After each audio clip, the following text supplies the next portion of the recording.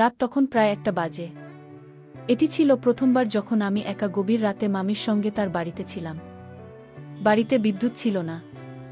চারদিকে ঘন অন্ধকারে ছেয়ে গিয়েছিল। এই অন্ধকারে মামির মিষ্টি মুখখানি যেন আরও উজ্জ্বল লাগছিল। তিনি গভীর ঘুমে আচ্ছন্ন ছিলেন। তার প্রশান্তির ঘুম দেখে আমার মনে এক অদ্ভুত অনুভূতি এলো। আমার মধ্যে এক অজানা অস্থিরতা সৃষ্টি হলো। তখনই আমার মনে এলো, অনেক সময় গভীর রাতে নির্জনতায় বাড়লে নানা চিন্তা মাথায় ভিড় করে। সেদিন সেই ভাবনায় আমি এক ধরনের টান অনুভব করলাম। প্রতি রাতে মামি ঘুমানোর পর আমি তার ঘরে ঘুমাতাম। আর আমি জানতাম আমার মামি আমার চেয়ে মাত্র 6 বছর বড়, দেখতে অত্যন্ত সুন্দরী এবং তারুণ্যে ভরপুর। তিনি সবসময় শাড়ি পরতে ভালোবাসতেন। শাড়িতে তাকে অসাধারণ লাগত। তার গায়ের রং ছিল একদমই ফর্সা। আমি লক্ষ্য করেছিলাম তিনি নিজের অনেক যত্ন নিতেন।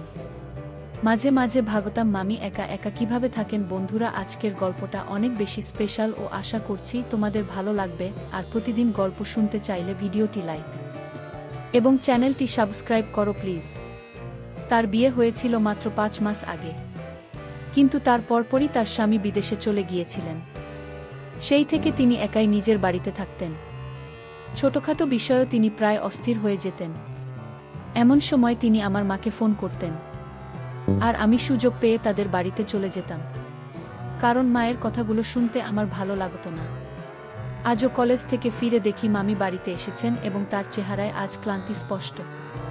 আমি তাকে জিজ্ঞেস করলাম, কি হয়েছে মা? মামি একটু বিষণ্ণভাবে বললেন, সকালের পর থেকে বিদ্যুৎ নেই। সময়মতো বিল পরিশোধ করতে না পারি বলে বিদ্যুৎ বিচ্ছিন্ন হয়ে গেছে। বলতে বলতেই তার চোখে জল চলে এল। আমি তখন তাকে জিজ্ঞেস করলাম, বিল কেন সমাজ মতো পরিশোধ করা হলো না? তিনি বললেন, তোমার মামা বিদেশে আছেন। আমি একা সব কিছু সামলাতে হিমশিম খাচ্ছি। হয়তো বিল দিতে ভুলে গিয়েছিলাম, তাই বিদ্যুৎ চলে গেছে। মামির কথা শুনে আমি তাকে আশ্বাস দিয়ে বললাম, চলুন মামি, আমি নতুন করে বিল বের করতে সাহায্য করছি। তারপর বিল জমা দিয়ে বিদ্যুৎ ফিরিয়ে আনি। আমার কথা শুনে মামি খুশি হলেন, আর আমি তাকে সাহায্য করতে এগিয়ে গেলাম। আমি তৃষ্ণার্ত অবস্থায় মামির সঙ্গে বের হলাম। প্রথমে বিলটা নতুন করে তুললাম এবং তারপর তা জমা দিয়ে দিলাম। বিল জমা দেওয়ার পর মামি আমাকে তার বাড়িতে নিয়ে গেলেন। রাতের অন্ধকার চারদিকে ছেয়ে গিয়েছিল এবং এখনও বিদ্যুৎ ফিরে আসেনি। আমরা ঘরে ঢোকার পর চারদিকে কিছুই দেখা যাচ্ছিল না।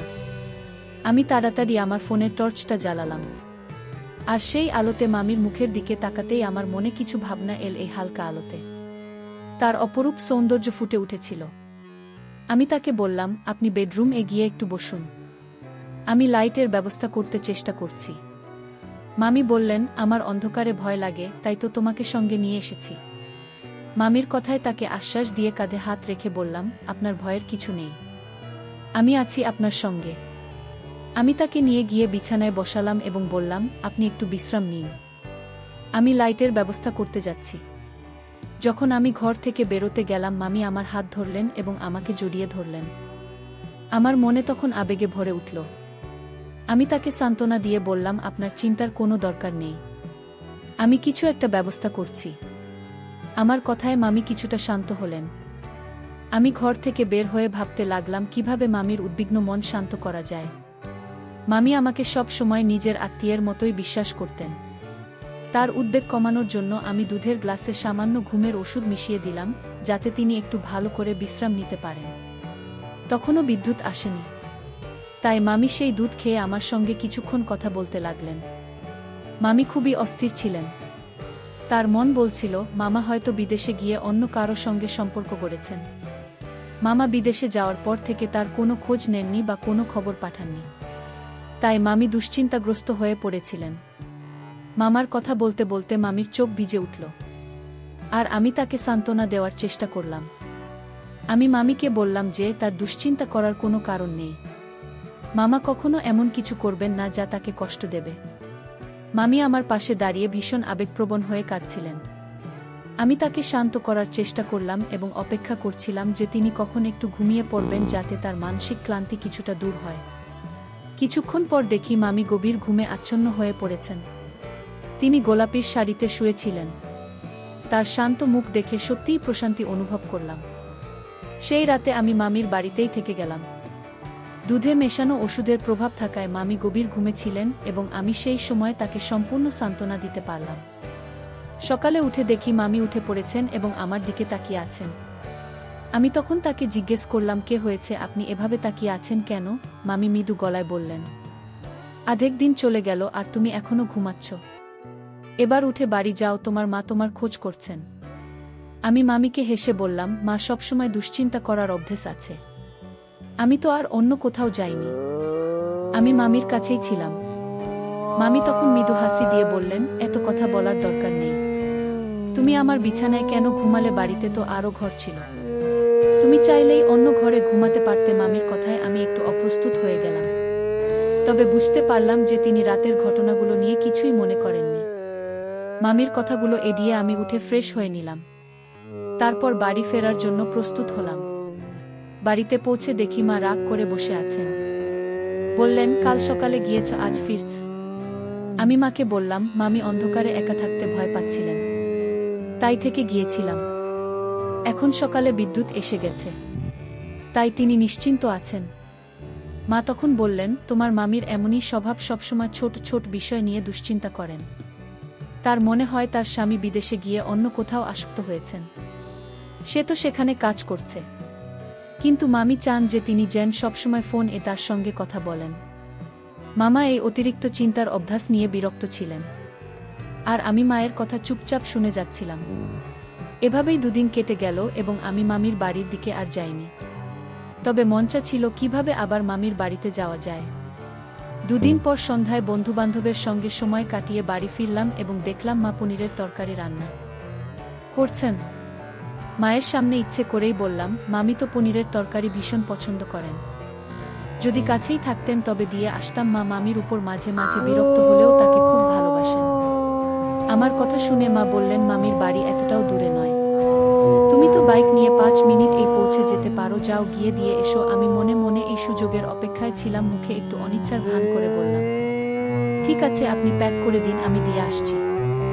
আর আমি মনে মনে অনেক খুশি হলাম। মা তাড়াতাড়ি করে পাত্রটা গুছিয়ে দিলেন, আর আমি মামির বাড়ির দিকে রওনা দিলাম।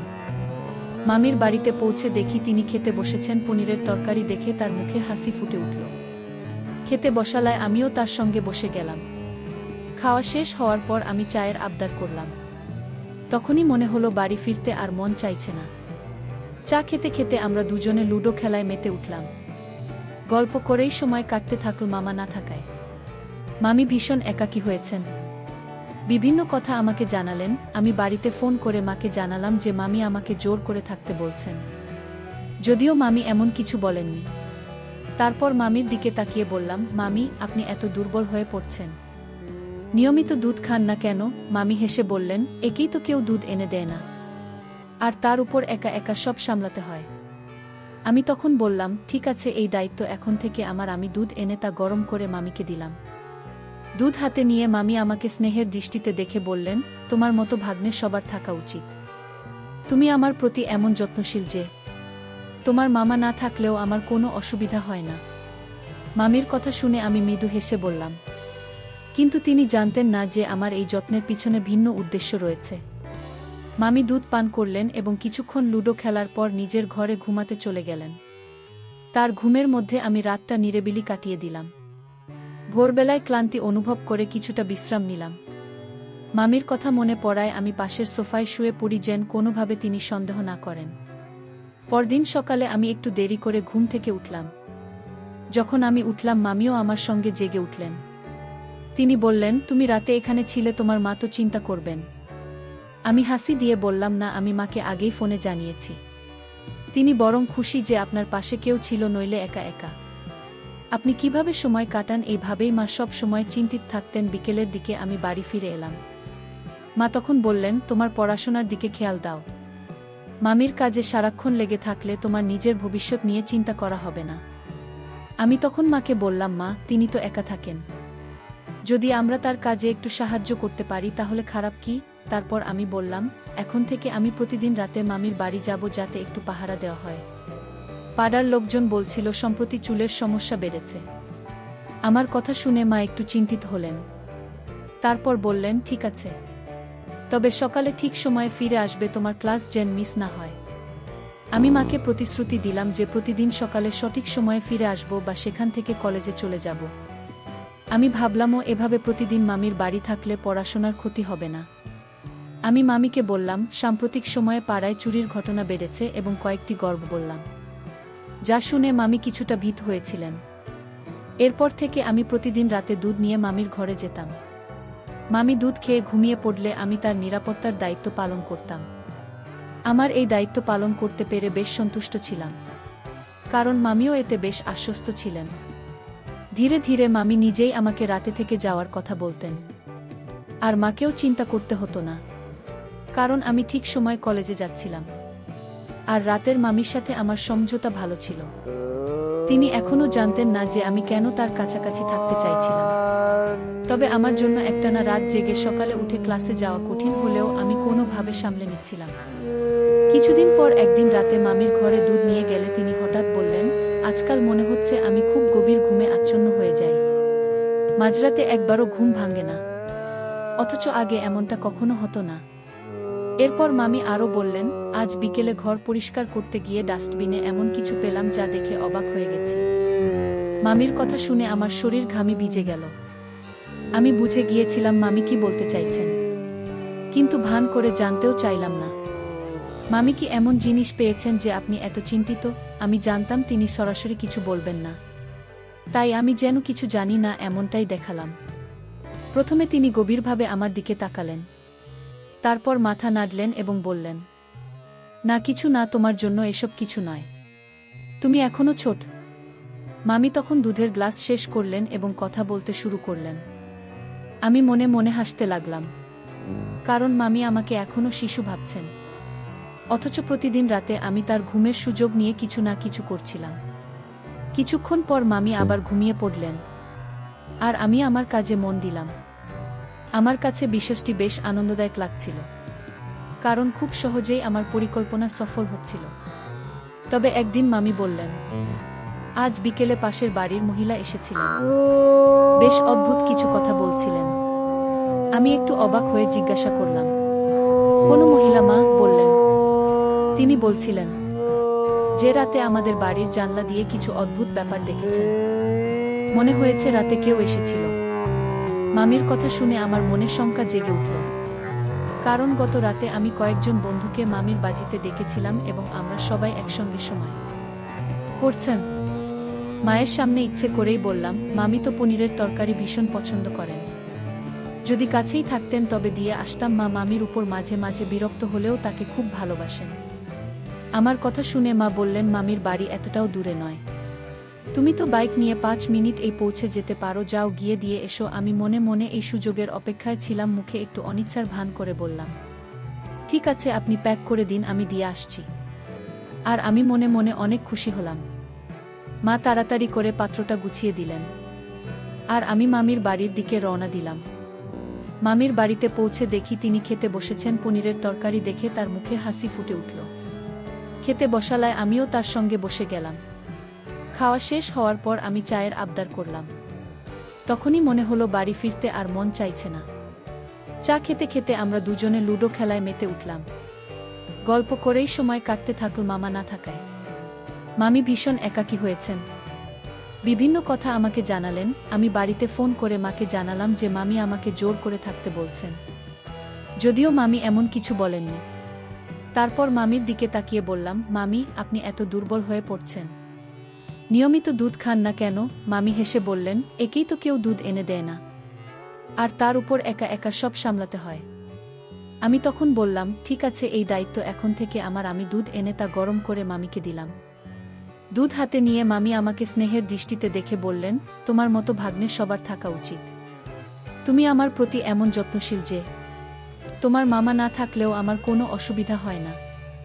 মামির কথা শুনে আমি মৃদু হেসে বললাম, কিন্তু তিনি জানতেন না যে আমার এই যত্নের পিছনে ভিন্ন উদ্দেশ্য রয়েছে। মামি দুধ পান করলেন এবং কিছুক্ষণ লুডো খেলার পর নিজের ঘরে ঘুমাতে চলে গেলেন। তার ঘুমের মধ্যে আমি রাতটা নিরিবিলি কাটিয়ে দিলাম। ভোরবেলায় ক্লান্তি অনুভব করে কিছুটা বিশ্রাম নিলাম। মামির কথা মনে পড়ায় আমি পাশের সোফায় শুয়ে পড়ি, যেন কোনোভাবে তিনি সন্দেহ না করেন। পরদিন সকালে আমি একটু দেরি করে ঘুম থেকে উঠলাম। যখন আমি উঠলাম মামিও আমার সঙ্গে জেগে উঠলেন। তিনি বললেন, তুমি রাতে এখানে ছিলে, তোমার মা তো চিন্তা করবেন। আমি হাসি দিয়ে বললাম, না, আমি মাকে আগেই ফোনে জানিয়েছি। তিনি বরং খুশি যে আপনার পাশে কেউ ছিল, নইলে একা একা আপনি কিভাবে সময় কাটান। এইভাবেই মা সব সময় চিন্তিত থাকতেন। বিকেলের দিকে আমি বাড়ি ফিরে এলাম। মা তখন বললেন, তোমার পড়াশোনার দিকে খেয়াল দাও। মামির কাজে সারাক্ষণ লেগে থাকলে তোমার নিজের ভবিষ্যৎ নিয়ে চিন্তা করা হবে না। আমি তখন মাকে বললাম, মা, তিনি তো একা থাকেন, যদি আমরা তার কাজে একটু সাহায্য করতে পারি তাহলে খারাপ কি? তারপর আমি বললাম, এখন থেকে আমি প্রতিদিন রাতে মামির বাড়ি যাব, যাতে একটু পাহারা দেওয়া হয়। পাড়ার লোকজন বলছিল সম্প্রতি চুলের সমস্যা বেড়েছে। আমার কথা শুনে মা একটু চিন্তিত হলেন। তারপর বললেন, ঠিক আছে, তবে সকালে ঠিক সময়ে ফিরে আসবে, তোমার ক্লাস যেন মিস না হয়। আমি মাকে প্রতিশ্রুতি দিলাম যে প্রতিদিন সকালে সঠিক সময়ে ফিরে আসব বা সেখান থেকে কলেজে চলে যাব। আমি ভাবলামও এভাবে প্রতিদিন মামির বাড়ি থাকলে পড়াশোনার ক্ষতি হবে না। আমি মামিকে বললাম, সাম্প্রতিক সময়ে পাড়ায় চুরির ঘটনা বেড়েছে এবং কয়েকটি গল্প বললাম, যা শুনে মামি কিছুটা ভীত হয়েছিলেন। এরপর থেকে আমি প্রতিদিন রাতে দুধ নিয়ে মামির ঘরে যেতাম। মামি দুধ খেয়ে ঘুমিয়ে পড়লে আমি তার নিরাপত্তার দায়িত্ব পালন করতাম। আমার এই দায়িত্ব পালন করতে পেরে বেশ সন্তুষ্ট ছিলাম, কারণ মামিও এতে বেশ আশ্বস্ত ছিলেন। ধীরে ধীরে মামি নিজেই আমাকে রাতে থেকে যাওয়ার কথা বলতেন, আর মাকেও চিন্তা করতে হতো না, কারণ আমি ঠিক সময় কলেজে যাচ্ছিলাম। আর রাতের মামির সাথে আমার সমঝোতা ভালো ছিল।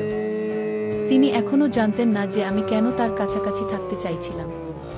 তবে আমার জন্য একটানা রাত জেগে সকালে উঠে ক্লাসে যাওয়া কঠিন হলেও আমি কোনোভাবে সামলে নিচ্ছিলাম।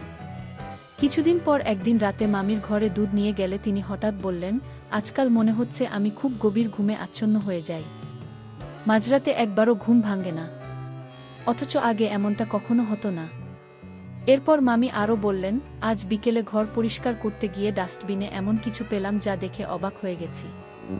মামির কথা শুনে আমার শরীর ঘামে ভিজে গেল। আমি বুঝে গিয়েছিলাম মামি কি বলতে চাইছেন, কিন্তু ভান করে জানতেও চাইলাম না। মামি কি এমন জিনিস পেয়েছেন যে আপনি এত চিন্তিত? আমি জানতাম তিনি সরাসরি কিছু বলবেন না, তাই আমি যেন কিছু জানি না এমনটাই দেখালাম। প্রথমে তিনি গভীরভাবে আমার দিকে তাকালেন, তারপর মাথা নাড়লেন এবং বললেন, না, কিছু না, তোমার জন্য এসব কিছু নয়, তুমি এখনো ছোট। মামি তখন দুধের গ্লাস শেষ করলেন এবং কথা বলতে শুরু করলেন। আমি মনে মনে হাসতে লাগলাম, কারণ মামি আমাকে এখনো শিশু ভাবছেন, অথচ প্রতিদিন রাতে আমি তার ঘুমের সুযোগ নিয়ে কিছু না কিছু করছিলাম। কিছুক্ষণ পর মামি আবার ঘুমিয়ে পড়লেন, আর আমি আমার কাজে মন দিলাম। আমার কাছে বিষয়টি বেশ আনন্দদায়ক লাগছিল, কারণ খুব সহজেই আমার পরিকল্পনা সফল হচ্ছিল। তবে একদিন মামি বললেন, আজ বিকেলে পাশের বাড়ির মহিলা এসেছিলেন, বেশ অদ্ভুত কিছু কথা বলছিলেন। আমি একটু অবাক হয়ে জিজ্ঞাসা করলাম, কোন মহিলা মা? বললেন, তিনি বলছিলেন যে রাতে আমাদের বাড়ির জানলা দিয়ে কিছু অদ্ভুত ব্যাপার দেখেছেন, মনে হয়েছে রাতে কেউ এসেছিল। মামির কথা শুনে আমার মনে শঙ্কা জেগে উঠল, কারণ গত রাতে আমি কয়েকজন বন্ধুকে মামির বাজিতে ডেকেছিলাম এবং আমরা সবাই একসঙ্গে সময় কাটিয়েছিলাম। একদিন রাতে যখন আমি মামির সাথে একান্ত সময় কাটাচ্ছিলাম, হঠাৎই আমি বুঝতে পারলাম যে মামি পাশের বাসার এক মহিলা আমাদের বাড়ির দিকে নজর রাখছে। আমি তখন একটু ভয় পেয়ে মামিকে বললাম, মাম, আশপাশের পাড়াপড়িদের আপনার ঘরে আসতে না দেওয়াই ভালো। সবাই জানে আপনি একা থাকেন, তাই তারা নানা রকম কথা বলছে। কাল যদি আপনার চরিত্র নিয়ে কিছু বলে তখন আপনি কি করবেন? আপনার উচিত সবার কাছে সোজাসুজি বলে দেওয়া যে আপনার ব্যক্তিগত জীবনে কেউ নজর না রাখুক। মামি আমার কথায় সায় দিয়ে বললেন, তুমি ঠিকই বলেছ। আজ যদি সে বলে থাকে যে কাউকে দেখেছে, তাহলে কাল বলতে পারে যে কেউ আমার সাথে দেখা করতে এসেছে। তখন আমার কি হবে? মামির মনে আমার কথা ভালোভাবে ঢুকে গিয়েছিল। আমি তার কাঁধে হাত রেখে বললাম, মামি, আপনি জানেন না সময়টা খুব খারাপ, আশপাশের লোকেরা নানা রকম কথা ছড়াতে পারে। যদি কেউ আপনার শ্বশুরবাড়ির লোকদের কাছে কিছু ভুল তথ্য পৌঁছে দেয় তাহলে আপনারই সমস্যা হবে।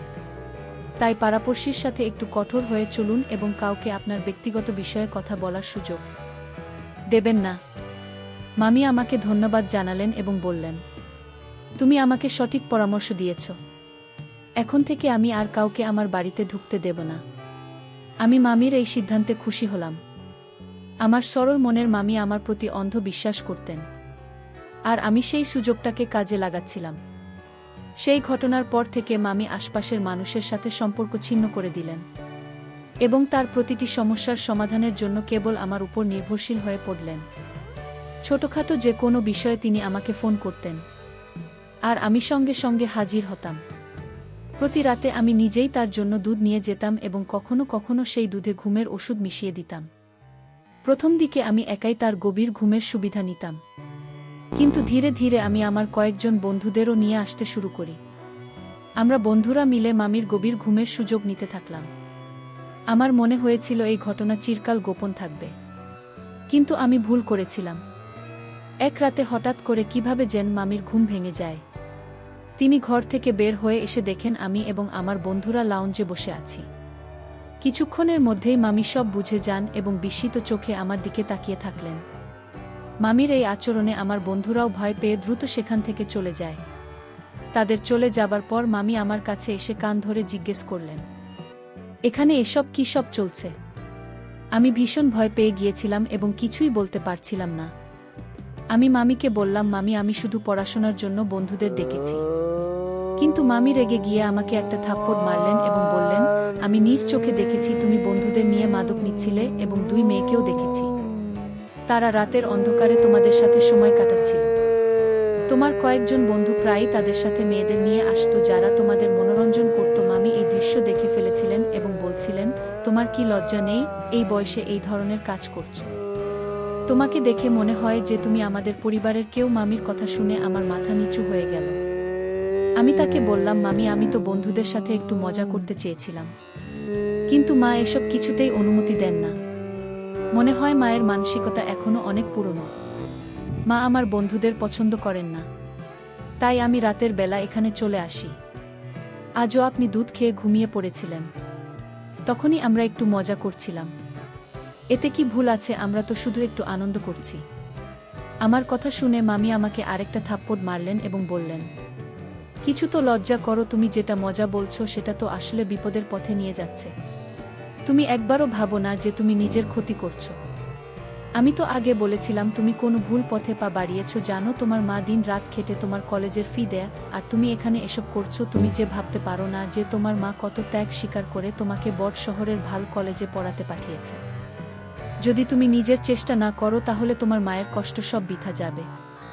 হয়তো আমার নিরীহ বোন বুঝতে পারেনি যে তুমি সেই যোগ্য নও। তুমি তো শুধু খারাপ সঙ্গেই পড়ে গিয়েছো, আর আজ তাই এমন পথে চলে যাচ্ছ। মামির কথা শুনে আমার মাথা ঘুরে গেল। তিনি বললেন, এখনই তোমার মাকে ফোন করে সব বলে দেব।